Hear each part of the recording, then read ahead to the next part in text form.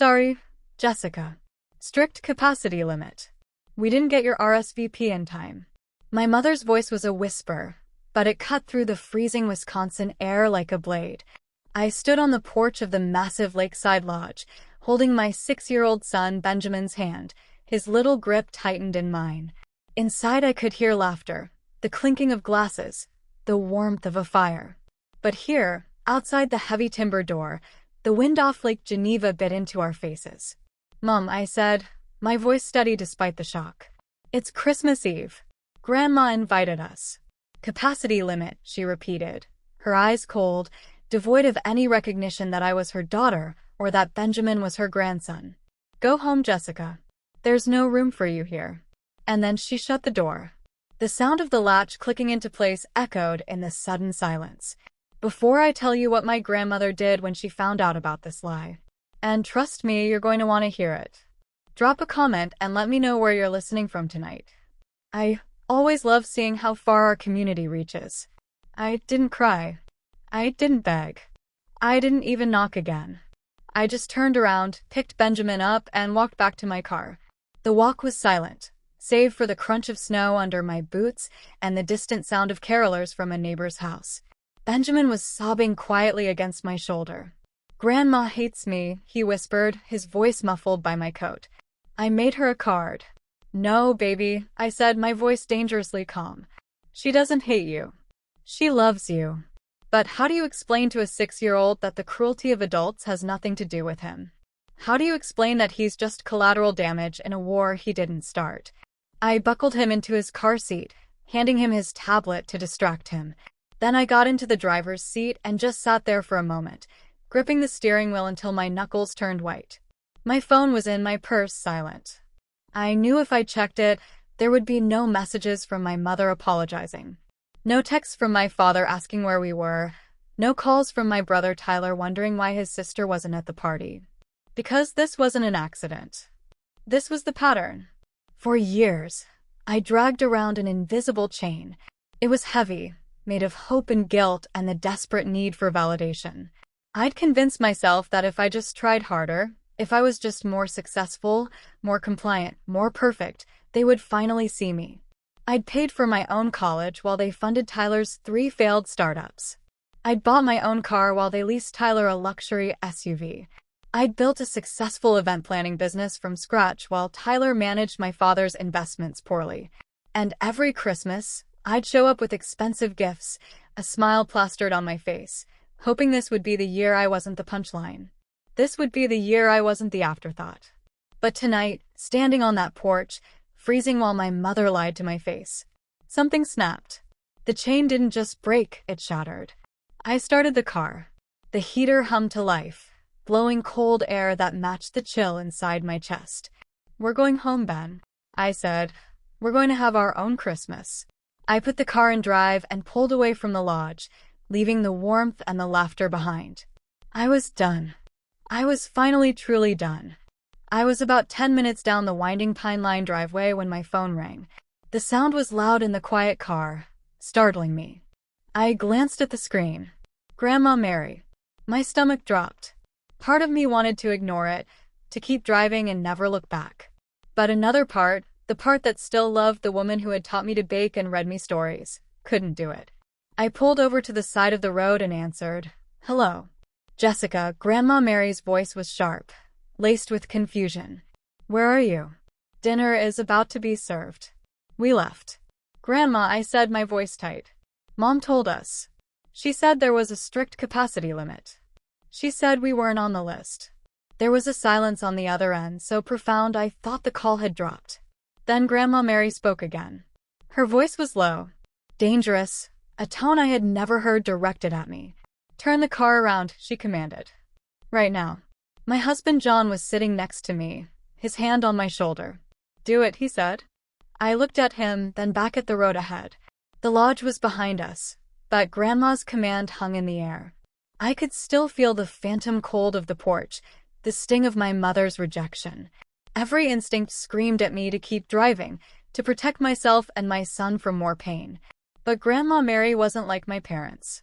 She was the one who had taught me that respect is earned, not demanded. She was the one who had built that lodge with her own money, her own grit. If she was angry, she wasn't angry at me. I turned the car around. The drive back felt longer than the drive away. The anticipation was a heavy weight in my stomach. Benjamin had stopped crying and was now watching me with wide, worried eyes. "Are we going back to the party?" he asked. "Yes, baby," I said. "Grandma Mary wants to see us." We pulled up to the lodge again. This time, Grandma Mary was waiting on the porch. She stood under the warm glow of the lanterns wrapped in a thick wool coat, her silver hair shining in the light. My parents were nowhere to be seen. As we got out of the car, Grandma Mary walked down the steps, her gaze fixed on me. She didn't look angry. She looked formidable. "Jessica," she said, pulling me into a hug that smelled of lavender and wood smoke. Then she knelt down to Benjamin's level. "I am so sorry I wasn't at the door to greet you, my little man. I was busy in the kitchen. But I'm so happy you're here." Benjamin's face lit up. The tears forgotten. "I made you a card. I can't wait to see it," she said, taking his hand. "Come inside. It's too cold out here." She led us into the lodge. The music stopped as we entered. The conversation died down. My mother, father, and brother Tyler were standing near the fireplace, drinks in hand, looking like the picture-perfect family they pretended to be. When they saw us, their smiles faltered. My mother's face went pale. Grandma Mary didn't hesitate. She walked straight to the center of the room, still holding Benjamin's hand, and raised her voice. "Everyone, may I have your attention, please?" The silence was absolute. Even the fire seemed to quiet down. "Tiffany," Grandma said, turning to my mother. Her voice wasn't loud, but it carried to every corner of the room. "Would you please join me?" My mother walked forward, her heels clicking on the hardwood floor. She looked nervous, glancing around at the guests as if searching for an escape route.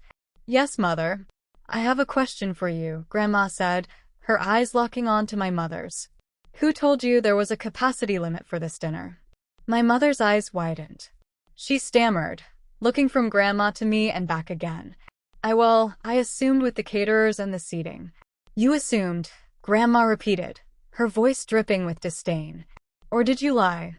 "I didn't lie," my mother protested, her voice rising in panic. "I just wanted everything to be perfect. It was a misunderstanding." "A misunderstanding," Grandma said. She reached into her pocket and pulled out her phone. "Strange, because I checked the security camera footage from the front porch while Jessica was driving back." She tapped the screen and held the phone up to a nearby microphone stand that the band had been using. The sound of my mother's voice filled the room. Clear and cruel. "Strict capacity limit.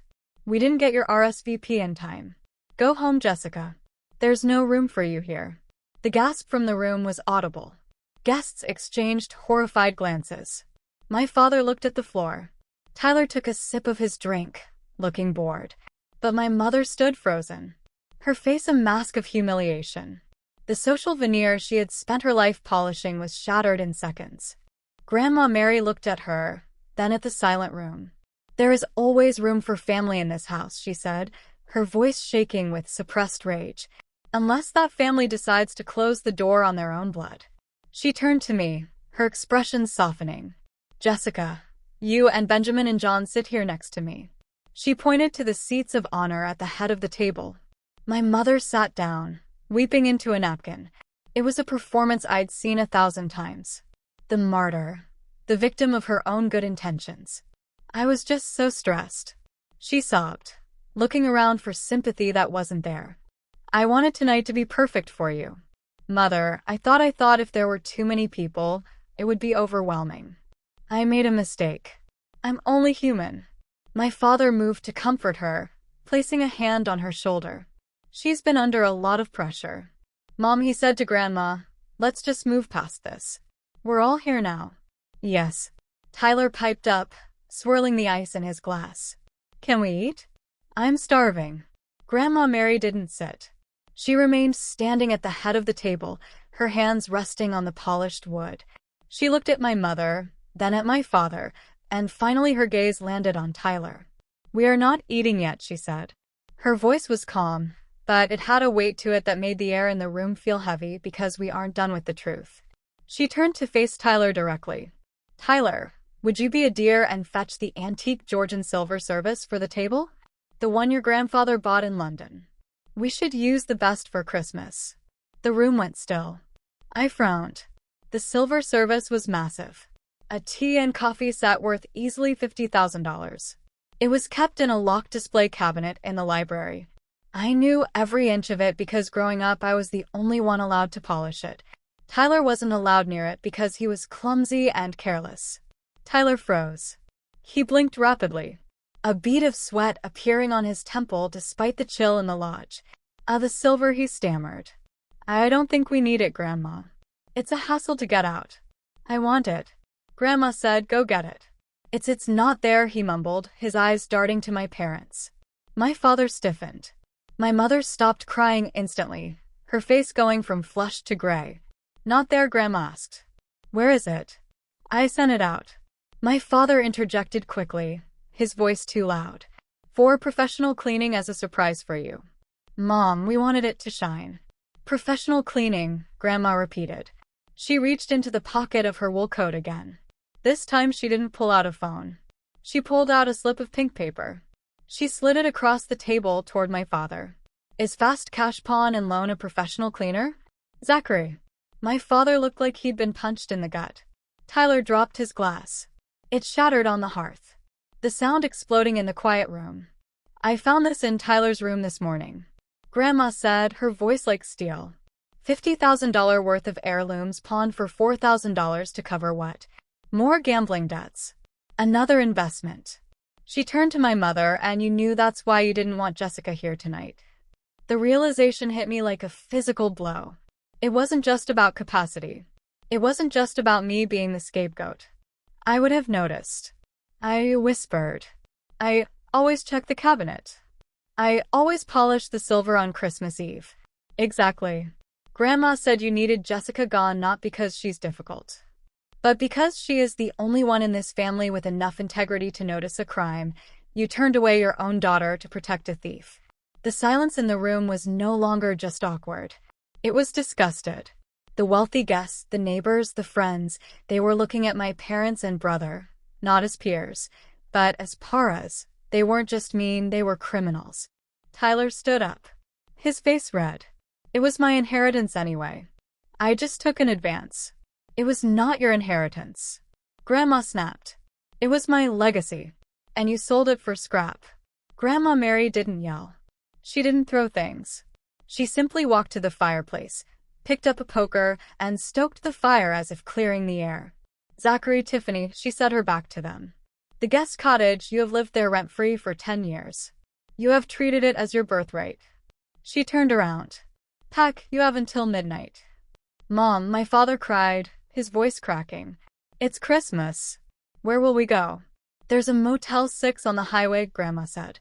I checked. They have capacity. And Tyler, she continued, looking at my brother who was now slumped in a chair, head in his hands. You are no longer welcome on this property. I am removing you from my will first thing tomorrow morning. The entire estate, the investments, the land, everything goes to Jessica. You can't do that. My mother shrieked. She's just Jessica. She doesn't know how to manage an estate or family. I looked at them. Really looked at them. For the first time, I didn't see the giants who controlled my happiness. I saw 3 small, desperate people shivering in the warmth of a house they had never deserved.